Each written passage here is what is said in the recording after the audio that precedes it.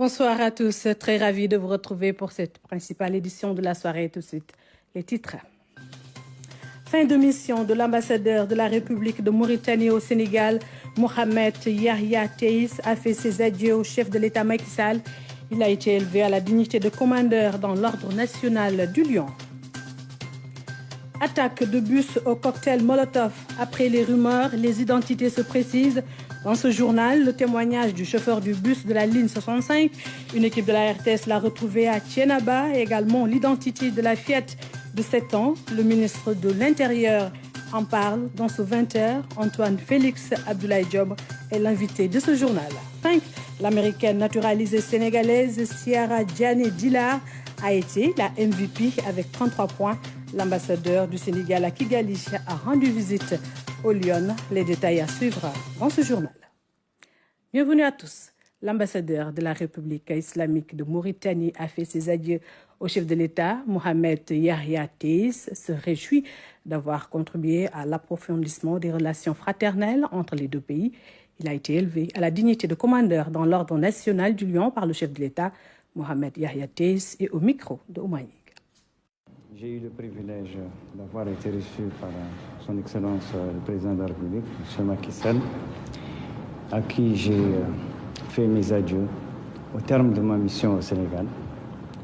Et j'ai exprimé au Président toute ma gratitude pour ces relations fraternelles que j'ai perçues et que j'ai vécues ici entre nos deux pays, et entre nos deux présidents, le président Mohamed Cheikh Ghazouani et le président Macky Sall, qui ont mis la relation entre les deux pays à un très haut niveau, et ce qui a permis à nos peuples qui étaient déjà très proches de renforcer davantage cette fraternité. J'ai beaucoup de gratitude également pour toute l'administration sénégalaise qui a collaboré avec moi dans un esprit empreint de disponibilité et de coopération, ce qui m'a permis d'accomplir ma mission au Sénégal dans de très bonnes conditions entre mes frères. Et je garde pour le Sénégal cette fraternité et cet attachement pour un pays au sein duquel j'ai vécu ces dernières années avec beaucoup de bonheur, ainsi que ma famille. J'ai eu ce privilège d'avoir été décoré par le président de la République, qui me va droit au cœur et qui constitue pour moi, en tout cas, la récompense pour avoir travaillé avec mes frères du Sénégal, gouvernement et administration et peuple, pour le bien-être de nos deux pays, la Mauritanie et le Sénégal. Voilà, l'ambassadeur de la République de Mauritanie au Sénégal, Mohamed Yahya Teis, qui a fait ses adieux au chef de l'État, Macky Sall. La direction de la police de l'air et des frontières de la police nationale a un nouveau siège. Le bâtiment se situe au camp Abdou Diassé et c'est le fruit d'un partenariat entre l'Union européenne et le Sénégal à travers un partenariat opérationnel conjoint. La cérémonie d'inauguration a été présidée par le ministre de l'Intérieur, compte rendu Moussamen. Un bâtiment à la hauteur des ambitions de la direction de la police de l'air et des frontières. Ici seront logés l'état-major de la DEPAF et les unités de la Division nationale de lutte contre le trafic de migrants et pratiques assimilées. Excellence, Monsieur l'ambassadeur, il y a environ 1 an et demi, en février 2022, le ministre de l'Intérieur procède ici en ces lieux même, en présence de la commissaire chargée des affaires intérieures de l'Union européenne, à la pose de la première pierre de ce siège de la DEPAF. C'est donc aujourd'hui toute la satisfaction de voir ce projet réalisé qui se manifeste. Ce sentiment, nous le partageons également avec vous. La construction de ce bâtiment entre dans le cadre du partenariat opérationnel conjoint entre le Sénégal et l'Union européenne. L'objectif est de renforcer les capacités des forces de sécurité contre les réseaux de trafic de migrants et la traite des personnes. En tant que partenaires, nous devons agir ensemble afin de développer les perspectives et les opportunités pour la jeunesse, pour renforcer les voies légales de migration, tout en luttant contre le fléau de la migration irrégulière. Cette lutte contre les trafics des migrants et la traite des êtres humains est une priorité politique sénégalaise. Priorité qui s'exprime, par exemple, par la création de services spécialisés comme la division nationale de lutte contre le trafic de migrants. La sécurité intérieure est érigée en rang de priorité par les autorités étatiques. Avec son partenaire, l'Union européenne est disposée à appuyer davantage le Sénégal pour relever les défis de l'heure, dont la lutte contre la migration irrégulière. C'est pourquoi je puis vous assurer, Excellence, Monsieur l'ambassadeur, de la disponibilité constante de l'État du Sénégal à continuer à travailler avec l'Union européenne pour le renforcement de cette coopération à tout point de vue, pour relever ensemble tous les défis sécuritaires de l'heure. Le Sénégal reste engagé à lutter sans répit contre le trafic de migrants, la migration irrégulière ainsi que toutes les formes de trafic. Ensemble, avec vos services, nous sommes engagés dans un dialogue permanent pour mettre en place un nouveau projet de lutte contre les trafics au Sénégal. Ce nouveau projet entamera sous peu son travail d'appui aux efforts sénégalais sous le nom de partenariat opérationnel de lutte contre le trafic de migrants, la traite des personnes, les trafics transfrontaliers et le terrorisme au Sénégal. Cette cérémonie marque la fin du partenariat opérationnel conjoint. D'une durée de 3 ans, il a été mis en place par Civipol, opérateur du ministère français de l'Intérieur, en partenariat avec la FIAP, l'agence espagnole de coopération. Retour sur ces attaques perpétrées sur des bus de transport en commun à Dakar. La ligne 65 a été attaquée au cocktail Molotov, faisant 7 victimes, dont 2 décès. À Thiès, ce sont 3 bus qui ont été également brûlés. Amadou Diallo.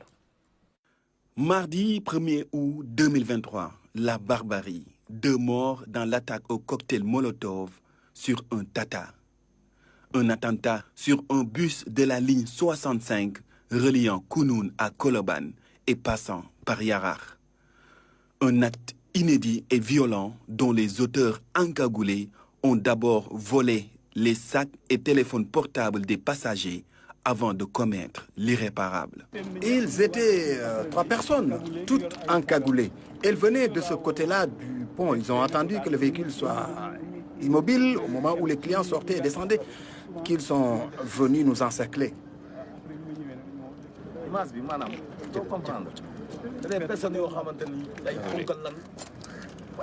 On ne pouvait rien voir de leur visage du fait de leur cagoule. Ce qu'on peut dire, c'est que juste ils avaient des pantalons noirs avec des poches latérales. Ce sont des criminels.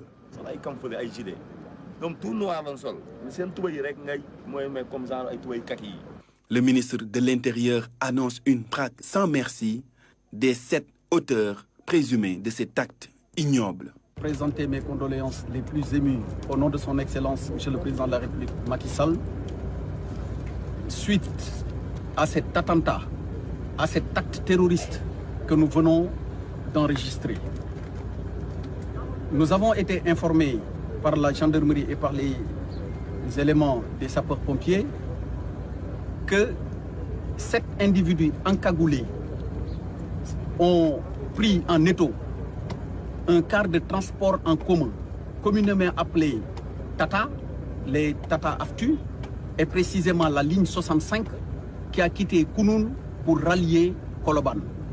À bord, il y avait des Sénégalais, des passagers sénégalais. Leur seul tort, c'est de vouloir se lever et d'aller travailler.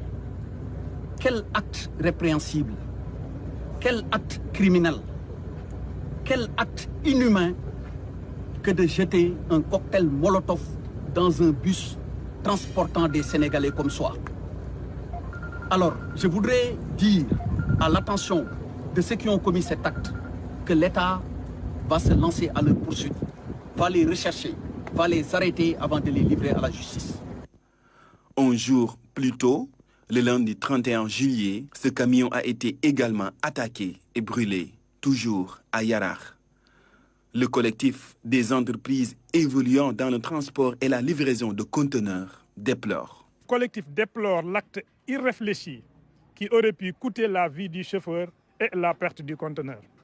Le collectif invite l'État à assurer la sécurité des déplacements des camions pour un bon déroulement des opérations de livraison de conteneurs.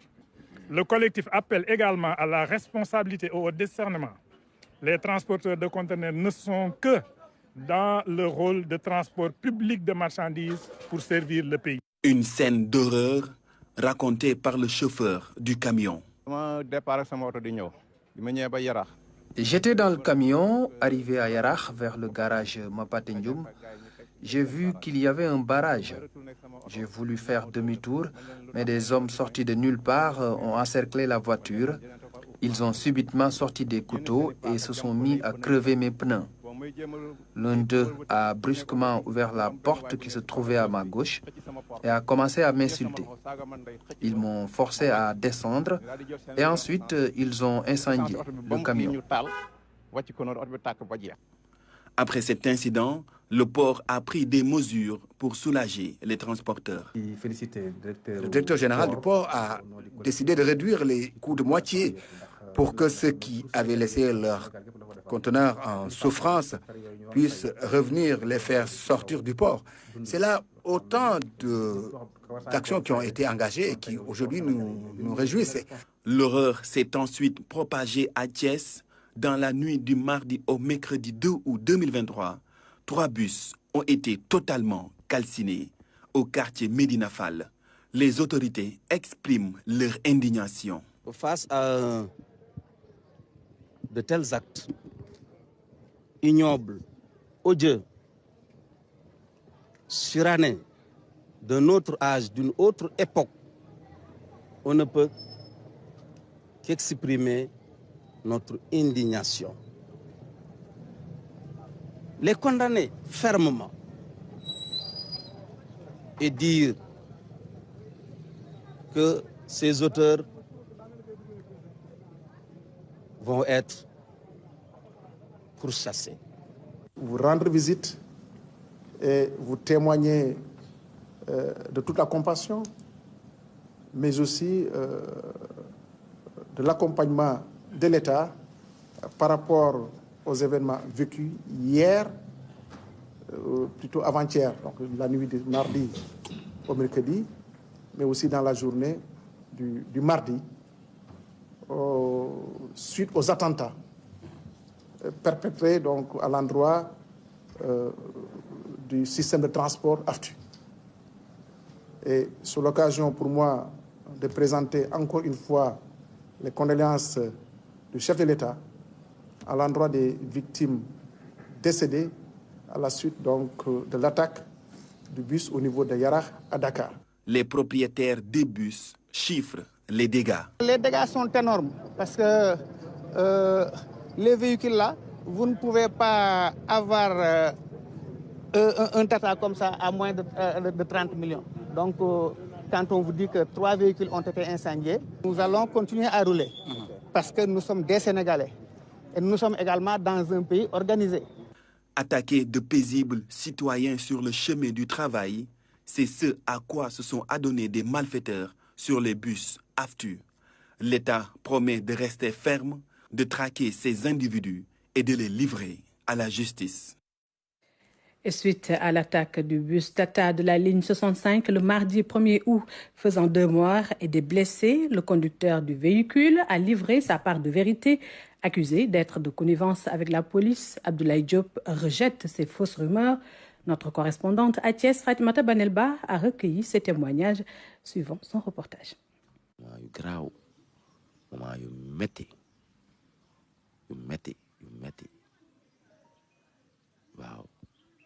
Le regard hagard et évasif, Abdoulaye Diop revit encore le film de son cauchemar. L'attentat du mardi 1er août l'a visiblement beaucoup secoué, voire même traumatisé. Il a vu la mort en face et sa vie ne sera plus jamais la même. Tout d'abord, je présente mes sincères condoléances aux familles des victimes. C'est une véritable tragédie et j'aurais pu y rester. C'est inimaginable ce qui s'est passé et quand j'y repense, j'ai des frissons sur tout le corps et j'en perds le sommeil. Abdoulaye Diop, 42 ans, jeune père de famille et le chauffeur qui conduisait la ligne 65 Kounoune-Koloban. En quittant son domicile pour se rendre à son lieu de travail, il était bien loin de se douter que sa vie allait basculer. Un jour difficile, des événements douloureux qu'il nous retrace dans les moindres détails. Sur la ligne 65, il y a quasiment une trentaine de bus Tata. Et ce jour-là, il n'y en avait que 6. Quand je suis arrivé à mon poste de travail, j'ai patienté un peu pour évaluer la situation du trafic. C'est par la suite que j'ai pris le véhicule direction Colobane. Il n'y avait pas de pépin. Dans l'après-midi aussi, j'ai refait le même trajet, Kounoune-Colobane. Notre itinéraire, c'est Kounoune, Kermassar, Sibs et Yarar. C'est en tournant vers la station Badalo que 7 personnes de gros bras encagoulés ont barré la route en m'insultant. Je m'étais déjà arrêté pour qu'un client descende. Ce que j'ai vécu, c'est comme dans les films. Ils encerclaient le bus et ont jeté un cocktail Molotov entre mes jambes. Par la suite, j'ai sauté. Il y avait une explosion. Au nom de Dieu, je ne sais pas comment j'ai fait pour m'échapper. C'était rapide et violent. Et j'ai vu les malfaiteurs pincer les portes pour voler des sacs et des téléphones pour s'enfuir vers la passerelle.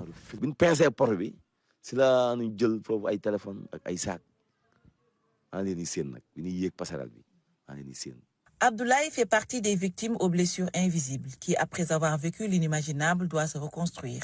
Chose difficile à faire car traumatisé et psychologiquement atteint. Depuis ce jour, il n'arrive plus à trouver le sommeil. Je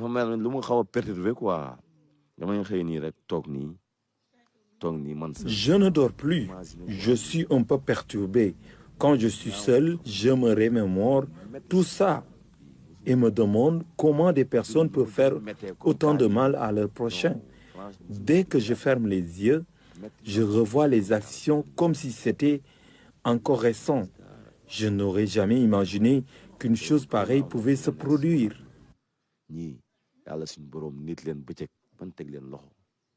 Les rumeurs qui ont suivi ce drame plongent le jeune chauffeur dans la consternation. Il ne fait pas partie de la police, encore moins des renseignements généraux. Des rumeurs, selon lui, colportées par des individus malveillants qui veulent semer le doute dans la tête des Sénégalais. Quand j'ai arrêté mes études, j'étais apprenti chauffeur de car rapide.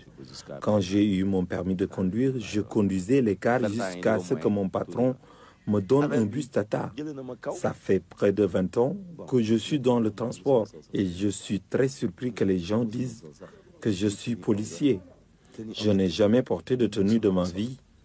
C'est drôle et affligeant en même temps. Heureusement que mes parents et amis ont pu témoigner de ma bonne foi. La vérité finit toujours par éclater. On a trouvé les corps et les blessés. La vérité est connue. Et face à la consternation et la colère, Abdoulaye souhaite que justice soit faite.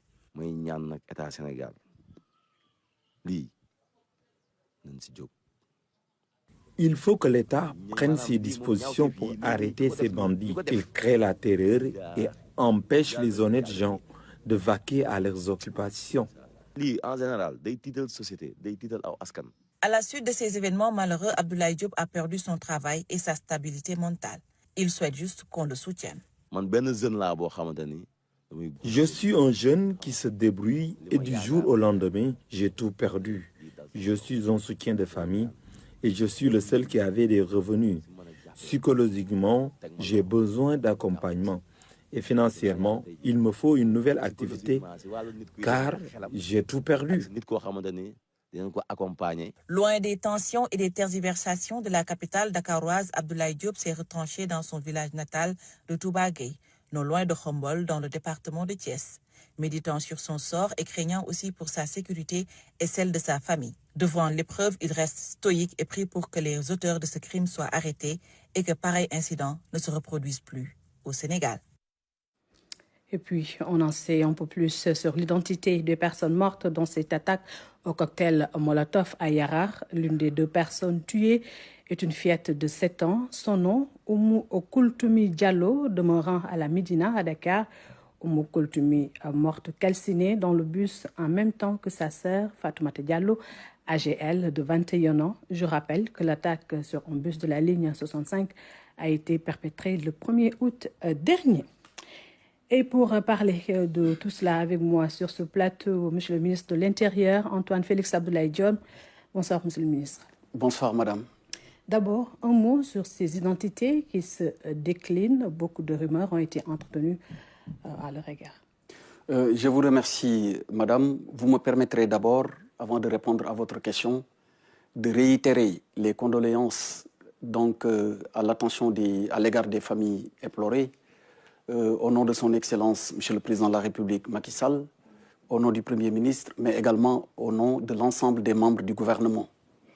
Vous l'avez dit et vos éléments qui viennent d'être passés le prouvent à suffisance. Ces actes d'une horreur inqualifiable ne sont pas connus de notre société. Ils ne font pas partie de notre culture. Et il est certain que les instructions qui ont été données de façon permanente par le Président de la République sont de faire en sorte que de tels malfaiteurs soient mis hors d'état de nuire.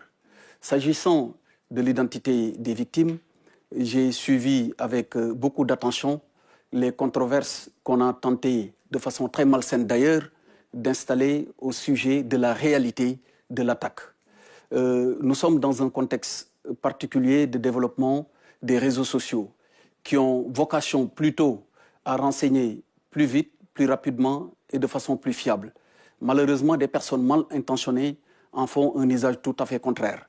Mais je trouve particulièrement inhumain d'instrumentaliser la souffrance de familles pour essayer donc de faire écho ou en tout cas de servir une cause quelle qu'elle soit, surtout lorsqu'elle est politique.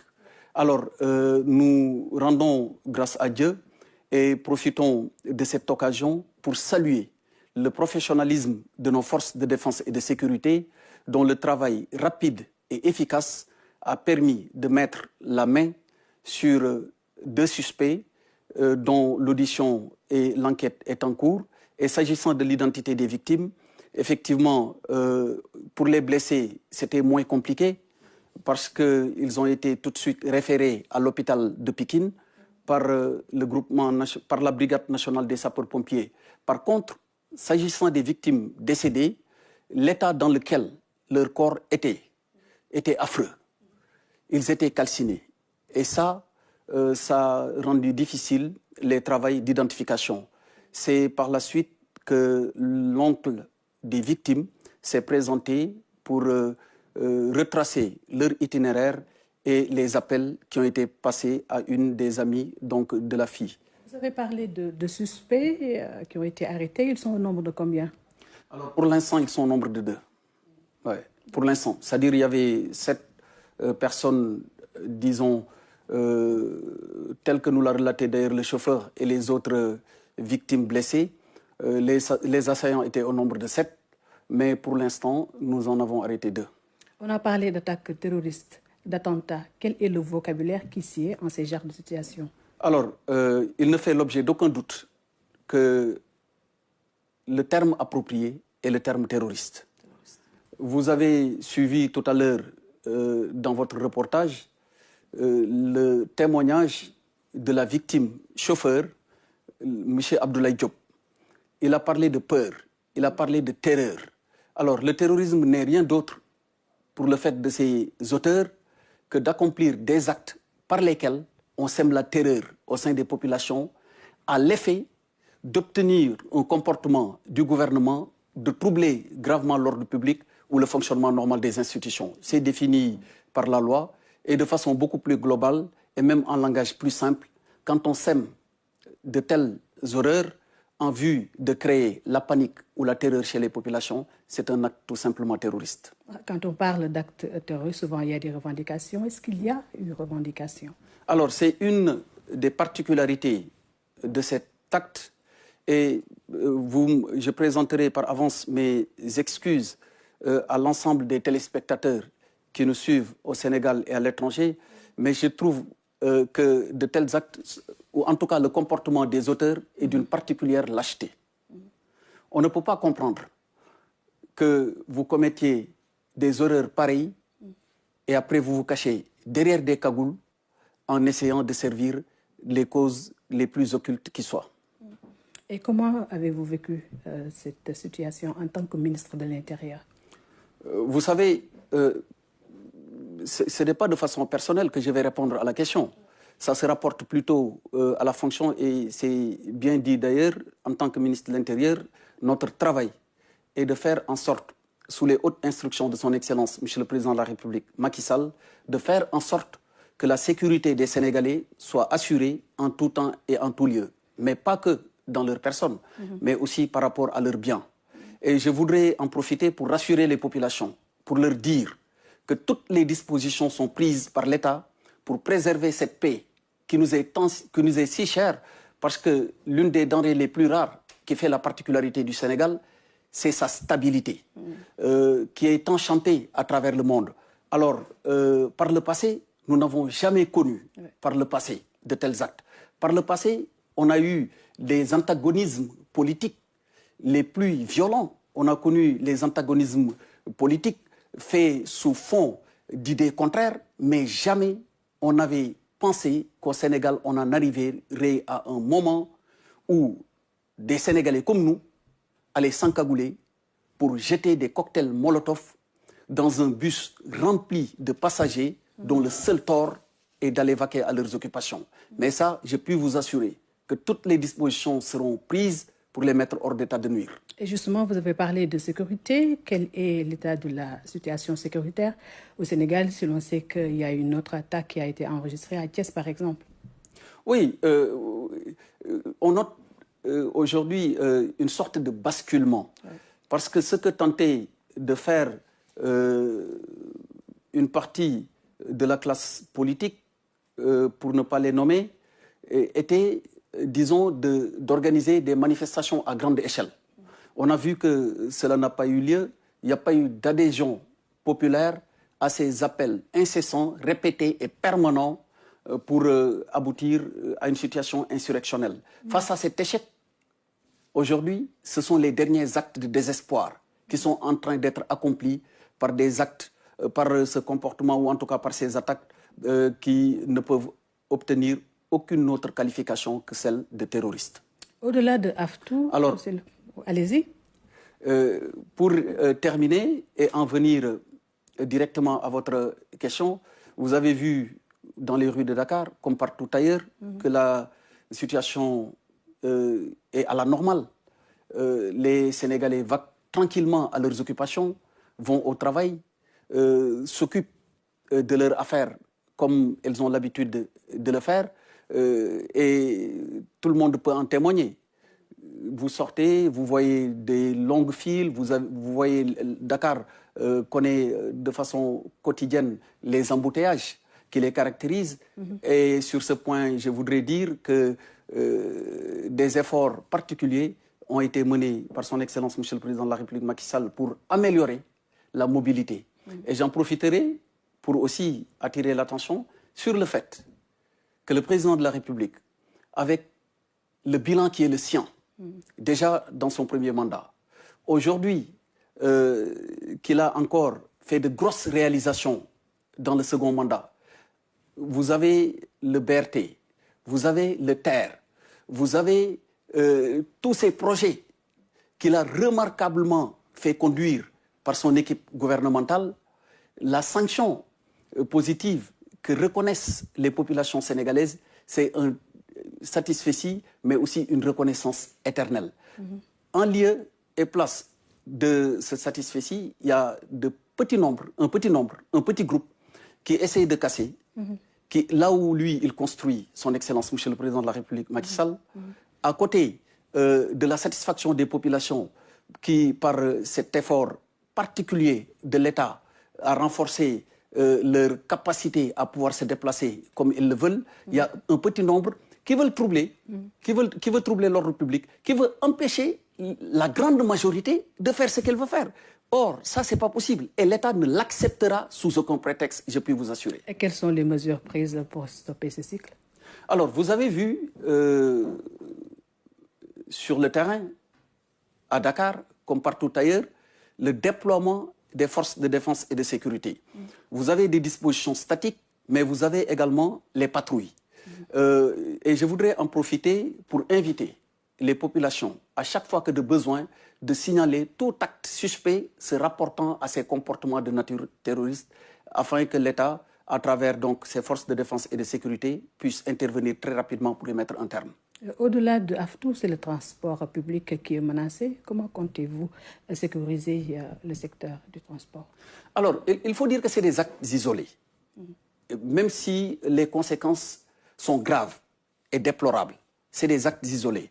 Comme j'ai indiqué tantôt, qui sont le fait d'un petit nombre.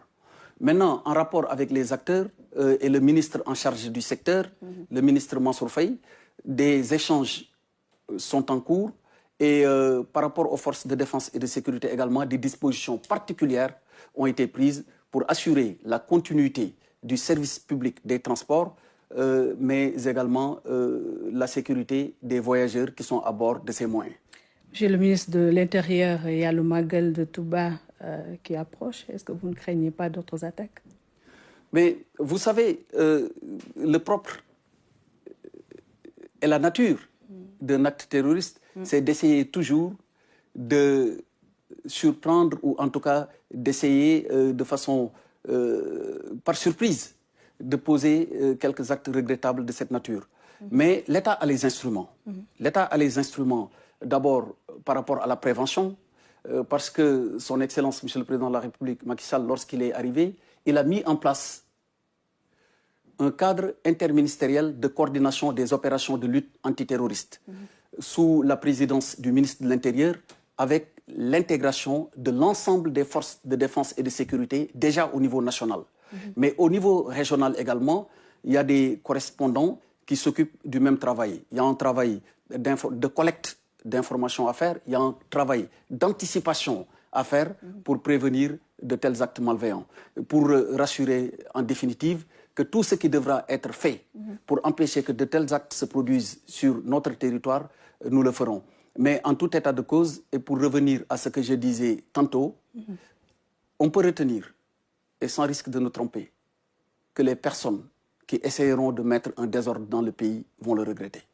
Et concernant les cocktails au Molotov, est-ce que des dispositions seront prises? Oui, vous me permettez là, par votre question, de préciser que d'abord, les cocktails Molotov sont faits à base de substances inflammables. Et par définition, renvoient à une catégorie prohibée par la loi. Et dès lors qu'une personne est prise en possession d'une telle substance, elle sera traduite devant les juridictions et les peines qui sont prévues sont de très très lourdes peines. D'abord, pour le terrorisme, je dois rappeler que c'est la réclusion criminelle à perpétuité, donc la prison à vie, qui est prévue pour les personnes déclarées coupables de terrorisme. Et toutes les personnes qui sont dans une entreprise en relation avec une activité criminelle tomberont sous le coup des mêmes peines prévues par la loi. En conséquence, d'abord pour la prévention, comme je l'ai dit tantôt, il faudra, avec le service de terrain des forces, qui sont d'ailleurs en train de faire des résultats remarquables. Rien que dans cette semaine, il y a eu une série d'arrestations, suivies de perquisitions, qui ont permis de mettre la main dans certains quartiers de Dakar sur un lot important de cocktails Molotov. C'est une information que je vous donne. Et au-delà également, le travail va se poursuivre sur le terrain et toutes les personnes qui seront trouvées porteuses de telles substances seront appréhendées avant d'être livrées à la justice. Et en attendant, retenons que 2 suspects ont été arrêtés. Oui, mais ça c'est dans le cadre donc, de l'attaque qui est intervenue à Yarakh. Merci, Monsieur le ministre, pour toutes ces informations. C'est moi qui vous remercie.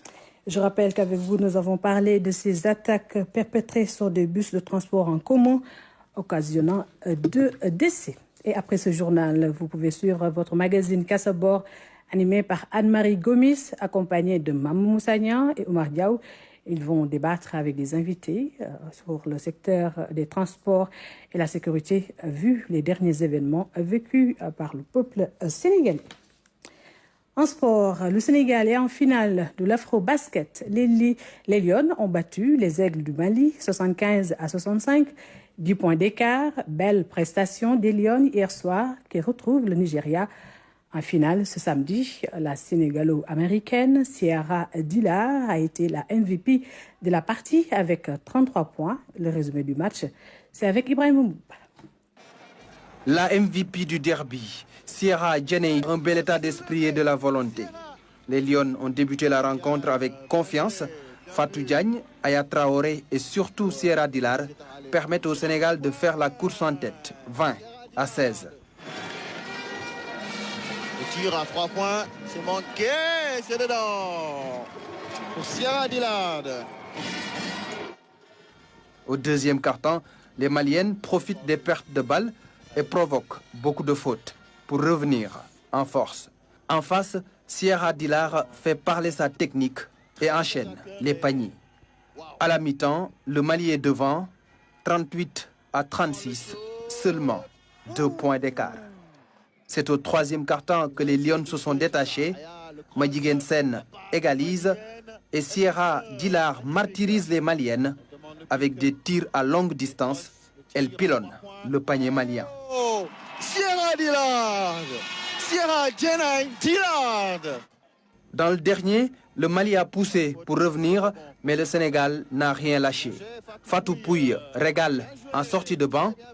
Le show de Sierra Dilar est d'une grande qualité. Le Sénégal prend sa revanche sur le Mali, 75-65, une belle victoire. Le collectif a bien fonctionné, les individualités ont émergé. Sierra Dilar, 33 points. Aya Traoré réalise un double-double, 16 points, 10 rebonds. Team Sénégal a été tout simplement. Qui va soulever Sierra Dilar, MVP de ce match avec 33 points. Et depuis le début de l'Afrobasket, c'est la lionne la plus constante de l'équipe. Elle s'appelle Sierra Djenei Dilar, une américaine naturalisée sénégalaise âgée de 27 ans. Elle a eu une adaptation express. La meneuse du Sénégal est en haut de l'affiche avec des statistiques individuelles au-dessus de la moyenne. Son portrait avec Ibrahim Mboup. Énorme, sensationnel, phénoménal, clutch. Sierra Dilar a coché toutes les cases de la feuille de stats. 105 points inscrits en 5 matchs, 21 points de moyenne dans la compétition. Si l'Afrobasket était un examen, Sierra Dilar aurait eu une mention très bien avec les félicitations du jury. La meneuse arrière, native de Rochester dans l'État de New York, est une joueuse technique, un talent sûr, une palette très fournie, une adresse qui fait la différence. Sierra Dilar est une three-pointeuse de haute volée. Au lycée comme à l'université, l'Américaine avait donné un aperçu de son potentiel, un potentiel qui n'a pas échappé aux Lynx de Minnesota qui l'ont drafté en 20e position au deuxième tour en 2019. Son rêve d'intégrer la WNBA se réalise, mais Sierra n'a pas été conservée au final. Quelque temps après, l'Américaine est allée compétir en Espagne, en Finlande et en Turquie. Elle découvre l'Afrique en 2022 et remporte la Coupe d'Afrique des clubs champions avec le Sporting d'Alexandrie, une équipe égyptienne. C'est dans ce tournoi, joué au Mozambique, que Sierra a été approchée par Tafa Gueye pour porter les couleurs du Sénégal. Elle est naturalisée en juillet 2023. Quelques semaines plus tard, la nouvelle pensionnaire d'Al-Ittihad d'Alexandrie fait parler la poudre à l'Afrobasket. Avec ses performances, sa place dans le 5 majeur du tournoi est acquise. Si Sierra Dilar brille en finale et soulève le Afrobasket Kigali 2023, les Lionnes sont en finale. Elles ont battu le Mali 75-65, un match avec beaucoup de tension où les supporters de tous âges ont apporté leur partition. Les gradins du Kigali Arena ont grondé après la belle prestation du Sénégal. Un reportage de nos envoyés spéciaux, Massiré Faye et El Hadji Thierno Dramé.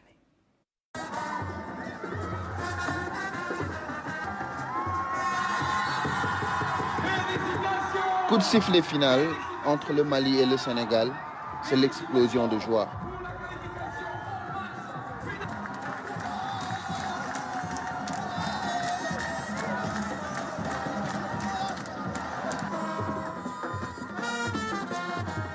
La folie dans les gradins où a régné une forte tension durant tous les matchs. Le 12e Gaïndé, hommes, femmes et enfants, tous vêtus des couleurs nationales et à fond derrière les Lions.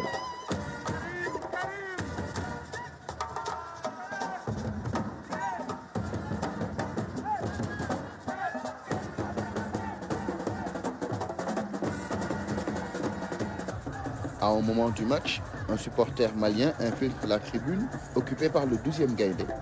Il est rapidement chassé par les supporters.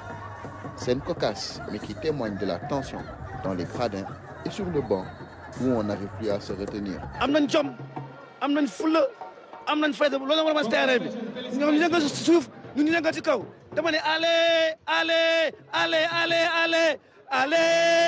Sénégal, allez Sénégal, Tchakanam, Tchakanam, Sénégal, allez, on y va, allez-y. Une équipe, c'est aussi de bons supporters, résilients, et ceux du Sénégal ont été à la hauteur. Il reste une marche à franchir pour tous ensemble sauter au plafond et toucher le Graal. Veille de finale à Kigali, les Sénégalais se préparent pour le grand jour. Aujourd'hui, pas de séance d'entraînement. Des Lions qui ont reçu la visite de l'ambassadeur du Sénégal à Kigali, visite également du président de la Fédération sénégalaise de basket à la délégation de l'ANPS. Une forte présence de la presse sénégalaise dont le travail a été magnifié. Reportage de nos envoyés spéciaux Massiré Faye et Elhaji Tcherno Dramé. Ce vendredi, jour de repos avant la finale. Mais les activités continuent pour toute la délégation sénégalaise. Ça commence par une visite de courtoisie du président de la Fédération sénégalaise de basketball à la presse sénégalaise. Une délégation composée d'une trentaine de journalistes et caméramens. Un record et surtout un travail fortement apprécié. Vous remercie, je l'ai dit hier, pour le comportement patriotique que vous avez eu pendant les moments difficiles. Ça aussi c'est important. Parce qu'au départ, ça n'allait pas, mais je n'ai pas vu vraiment un article de nature à semer le trouble ou le doute ou à perturber l'équipe et la délégation. Tout le monde s'est mobilisé, tout le monde a dit que si on y croit, ça peut aller. Et aujourd'hui, je pense que c'est ça qui nous a permis vraiment d'être là aujourd'hui. Donc, vous remercie également de votre présence massive. Je pense que c'est la première colonie de journalistes pour cet afro-basket-là. Une couverture médiatique vraiment qui fait la promotion de notre discipline. À l'issue de cette rencontre très brève, la délégation s'ébranle vers l'hôtel Onomo, tanière des Lions, où elles ont reçu la visite de l'ambassadeur du Sénégal au Rwanda. Ce dernier est venu apporter un message de soutien du président de la République et de tous les Sénégalais. Ce matin, nous avons reçu énormément de messages, énormément de gens nous ont appelés pour exprimer leur satisfaction, pour exprimer également leur espoir que nous irons, Inch'Allah, jusqu'au bout. Et c'est le lieu de vous dire que nos prières vous accompagnent, le peuple sénégalais est derrière vous. Et nous n'attendons qu'une chose, c'est que vous puissiez, comme on dit, hisser le drapeau du Sénégal le plus haut possible. Et nous sommes sûrs que vous pouvez le faire. Une visite fortement appréciée par les Lions et par le président de la Fédération sénégalaise de basket. Elles promettent de se battre jusqu'au bout. Voilà, ça nous fait vraiment plaisir de vous voir ici, de nous encourager. Voilà, la mission n'est pas encore terminée, donc on va se donner à fond, Inch'Allah, samedi. Vous remercie, Excellence, vraiment. Je pense que vous représentez l'État du Sénégal et l'État a tout fait, pour être honnête. L'État a mis l'équipe dans d'excellentes conditions de préparation et de participation. Donc, au nom de l'ensemble de la délégation, je voudrais transmettre les remerciements de la famille du basket au président de la République, au Premier ministre et à l'ensemble du gouvernement. Ce n'est pas encore fini. C'est vrai qu'on est satisfait, voilà, mais on aimerait remporter la coupe. Donc on va se battre jusqu'à la dernière énergie pour gagner. Ce vendredi, pas d'entraînement, les Lions se sont reposés pour mieux affiner les armes en vue de la finale contre le Nigeria. Tout de suite, direction Kigali pour retrouver notre envoyé spécial Elhaji Tcherno Dramé. Bonsoir Tcherno. Après la qualification des Lions en finale, quel est l'état d'esprit des protégés de Moustapha Gueye? Bonsoir Aminata. C'est vrai, une belle qualification, mais aujourd'hui il y a beaucoup d'humilité. Ce qu'on a remarqué tout à l'heure lorsque nous sommes allés au niveau de l'hôtel pour justement couvrir la visite de l'ambassadeur, on a remarqué une équipe très sereine, avec beaucoup d'humilité, Pas d'euphorie particulière, même si c'est vrai, comme on l'a dit au début, c'était difficile. On ne s'attendait pas à voir le Sénégal arriver à ce niveau, même si on était conscient des qualités que cette équipe-là avait ou pouvait avoir. Mais c'est vrai qu'arriver à ce stade avec un si mauvais entame était quelque chose de très difficile. Elles l'ont réussi, mais elles gardent la tête sur les épaules. Il y a encore une dernière marche à franchir, ce sera contre le Nigeria. Et ce qui est assez cocasse, c'est que les Sénégalaises et les Nigérianes partagent le même hôtel. On les a vus prendre le déjeuner ensemble. On ne pouvait malheureusement pas filmer du côté nigérian, mais elles partagent le même hôtel. Donc elles se jaugent. Et c'est peut-être une des raisons pour lesquelles chacune des deux équipes essaie de garder la tête froide, en sachant que cette finale sera particulièrement disputée. El Hadji Thierno Dramé, vous l'avez dit, le Sénégal affronte le Nigeria. J'ose imaginer que cette rencontre ne sera pas du tout facile pour le Sénégal. Effectivement, parce que il faut quand même rappeler que les dernières fois où le Sénégal a atteint la finale de l'Afrobasket, en dehors de 2015 où le Sénégal s'était imposé, le Sénégal a perdu. En 2017, c'était contre le Nigeria.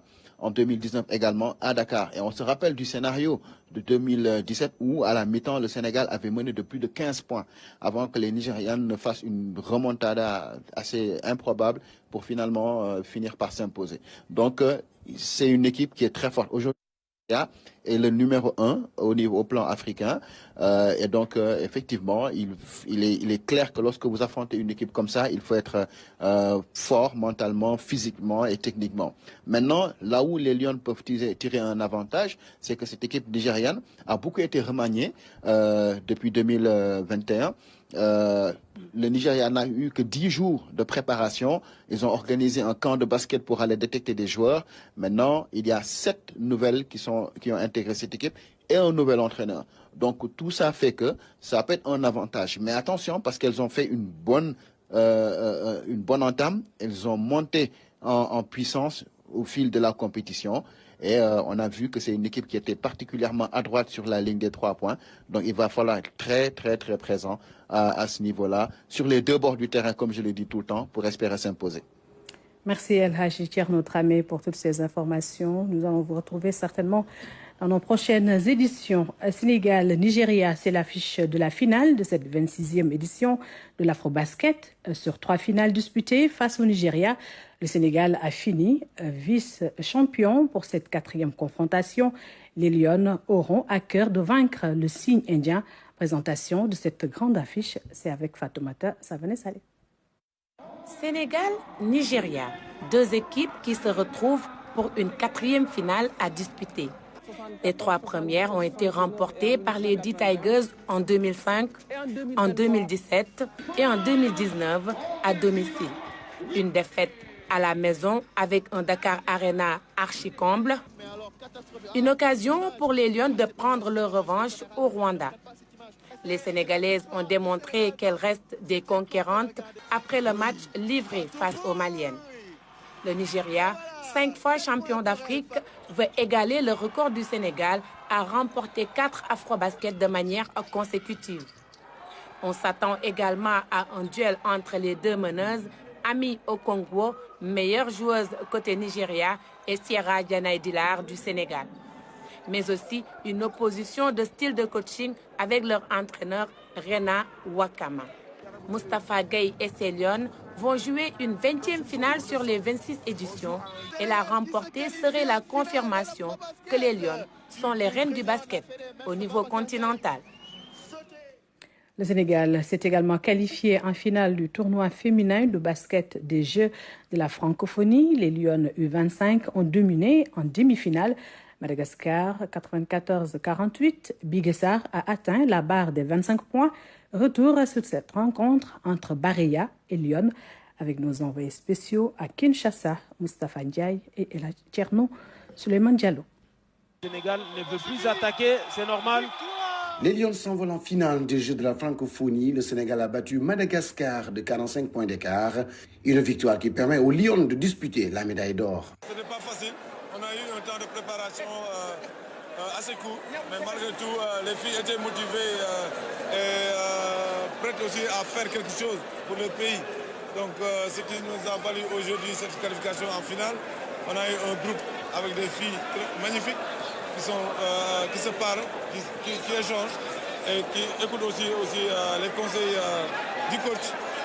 Contre le Cameroun, qu'importe quelle équipe, je pense que nous sommes prêts à faire plaisir à notre pays. Elles ont pourtant mal entamé la rencontre. Au fil du match, le Sénégal s'est détaché. Les Lions ont renforcé leur verrou. Les Malgaches n'ont réussi qu'un panier en 10 minutes au deuxième quart-temps. Au début, on avait les jambes assez lourdes et qu'on leur avait laissé beaucoup de tirs ouverts. Et puisqu'elles sont à droite, donc elles les ont mis. Je dirais heureusement qu'on a pu ajuster et en fait de faire une plus agressive défense pour les arrêter, afin qu'elles ne puissent plus shooter. Dire merci à mes coéquipières parce que c'est elles qui ont eu confiance en moi pour me donner les balles afin que je puisse les marquer. Et après, c'est l'équipe qui gagne et puisqu'on gagne, donc c'est bon pour moi. Le Sénégal affronte en finale ce samedi pour l'or le Cameroun, vainqueur du Liban 69-58. Coup d'envoi de la rencontre Cameroun-Sénégal, 18h heure de Dakar. Et après le basket, parlons pétanque. Le championnat national du Sénégal a été bouclé le week-end dernier à Ouakam avec la journée de la Coupe du Maire. À l'arrivée, victoire de la doublette Idi Ndiaye de Mermoz Pétanque Club et Sherba de Salibouliste. Reportage Jacob Ndir et Tanda Khadjaï. Ils étaient 154 joueurs au boulodrome de la cité Assegna de Ouakam. Le décor était bien planté à partir du jet du bouchon avec Seydou Khan, le représentant du maire de la commune de Ouakam, en compagnie de Elaji Djoudjou Thiam, le président de la boule amicale ouakamoise. L'ultime compétition de la saison avant les mondiaux qui sont prévus en 2023 au mois de septembre à Cotonou au Bénin. Mais ce furent de très belles empoignades avec une adversité très épique, mais c'est passé dans un esprit de pure fraternité sportive et les autorités ont d'ailleurs beaucoup apprécié. C'est une satisfaction totale que la fédération a notée pour cette excellente organisation. L'organisation parfaite montre que quand même à Ouakam, il y a un potentiel extraordinaire que nous devons de féliciter. C'est une réussite, hein, comme vous l'avez dit, il y a plus de 150 joueurs qui sont venus de toutes les régions du Sénégal, 154 précisément. Pour nous, on est satisfait déjà, mais tout ce que nous cherchons aujourd'hui, c'est faire la promotion de la pétanque à Ouakam. Nous avons 2 super terrains et nous chercherons à mettre dans chaque quartier au moins un terrain qui permettrait de regrouper les jeunes. Le vainqueur, Idi Ndiaye et Sherba, ont bouclé la saison avec une note très très éclatante, cette victoire qui a été saluée. Autre aspect de l'actualité, une machine broyeuse de pierre offerte aux jeunes sourds-muets du centre de l'association Colombain, un don de l'ambassadeur d'Israël au Sénégal pour faciliter le travail à ces jeunes qui évoluent dans le secteur de la poterie. La cérémonie de remise s'est déroulée à Ouakam en présence des autorités locales de la commune. Compte rendu Kaltoum Gueye. Une machine flambant neuve pour alléger le travail des pensionnaires du centre Colombain. On trouve ici des jeunes en situation de handicap. Cette broyeuse de pierre reçue de l'ambassade d'Israël à Dakar va permettre de booster la créativité et la productivité des apprenants. Ça va nous permettre de multiplier ce que nous faisons déjà. Rien que cette machine-là, elle peut broyer 2 camions de 16 mètres cubes par jour.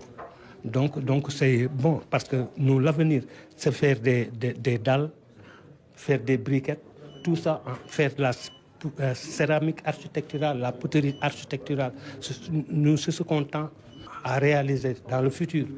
Pouvoir appuyer concrètement des communautés, des enfants en situation de vulnérabilité, leur permettre, les aider à s'intégrer, veiller à leur formation, à leur intégration, c'était pour nous une mission qui permettait de donner une couleur concrète à ces relations qui existent et qui sont déjà excellentes entre nos 2 pays.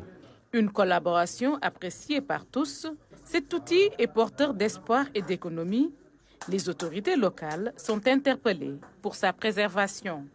Tout Dakar, ceux qui aujourd'hui pratiquent la poterie peuvent venir ici, payer et faire pour leur production en termes de malaxage de leur poterie.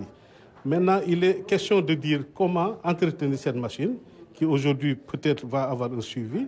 Et c'est là où nous interpellons par exemple la commune de Ouakam pour accompagner le processus d'installation de cette machine. Pour la préservation de cet outil, et je tiens à vous garantir dès maintenant que je ferai le plaidoyer nécessaire auprès du maire pour que l'entretien, pour que la mise en œuvre, le suivi de cet outil sera préservé, Inch'Allah.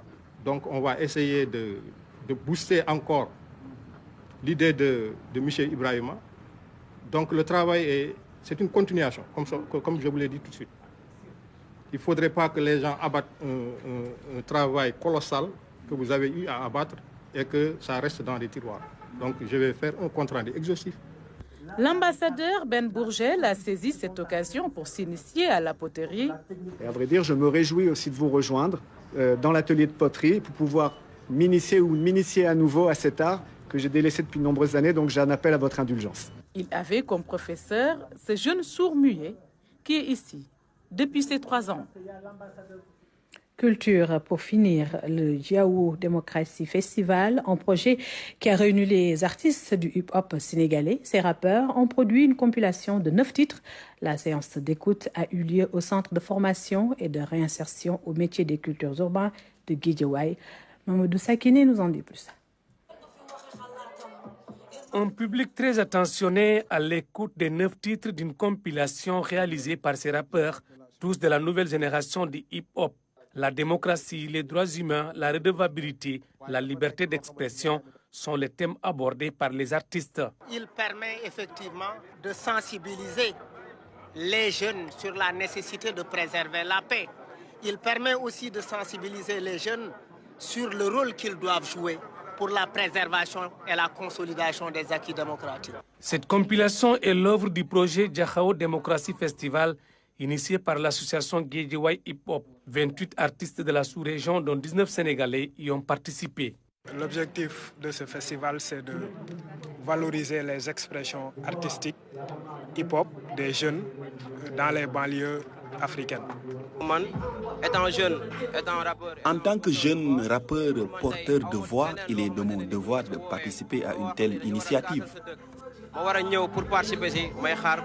Cette séance d'écoute va être suivie d'un concert le 19 août prochain à Guédiawaye. Une tournée nationale est aussi prévue pour la promotion de cette compilation de 9 titres.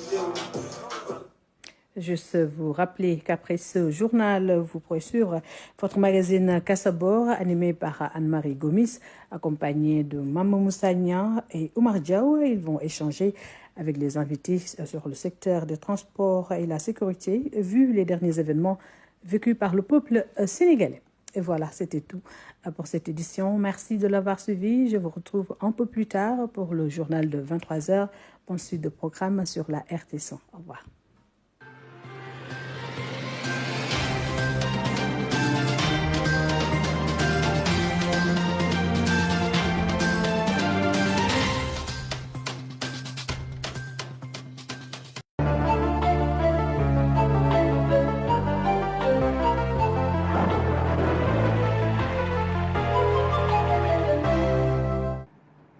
Mesdames et messieurs, bonsoir. Des orages